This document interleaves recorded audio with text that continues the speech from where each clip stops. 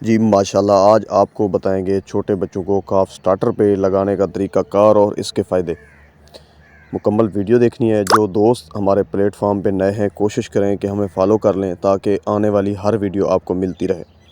ज़्यादातर हमारा काम काफ का है, कुछ तो हमारे कस्टमर ही हमसे पूछते हैं कि इनको कैसे लगाएं काफ स्टार्टर पे। ये देख लें, दूध पिलाने के फ़ौरन बाद बच्चा जो होता है उसकी तलब ख़त्म नहीं होती, वो कोई ना कोई चीज़ मांगता है। फीडर निकालने के फ़ौरन बाद हाथ में काफ स्टार्टर उठाएं, ये सामने देखते भी रहें जिस तरह हम खिला रहे हैं। काफ स्टार्टर इसके मुंह में दें। बच्चा ज़्यादा से ज़्यादा जो टाइम लेता है वो तीसरे दिन वो काफ स्टार्टर पे लग जाता है। इस तरह के पिंजरे में बच्चे को कोशिश करें कि रस्सी से दूरी रखें, पिंजरे में बंद रखें और काफ स्टार्टर और पानी ये तो 24 घंटे बच्चे के आगे पड़ा रहे। जिन दोस्तों ने ग्रोथ करवाना काफ स्टार्टर पे लगाना सीख लिया है, जिन्होंने फार्मिंग सीख ली है, ये देखें माशाल्लाह कैसे खा रहा है।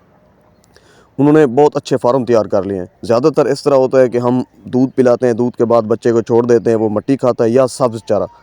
जिस बच्चे ने सब्ज़ चारा खा लिया समझ लें कि उसने जहर खा लिया। सब्ज़ चारा बच्चे को देना ही नहीं है, कम से कम 3 महीने, कम से कम कोशिश करें। इससे ज़्यादा भी अगर आप बचा सकते हैं तो काफ स्टार्टर, वंडा है, तूड़ी है, ये दें, चौकर वगैरह।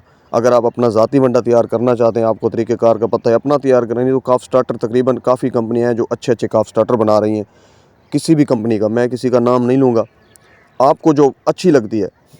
जो हम दे रहे हैं प्राइम कंपनी का, जिसका हम दे रहे हैं मैं वो आपको बताऊंगा। प्राइम कंपनी का काफ स्टार्टर दें।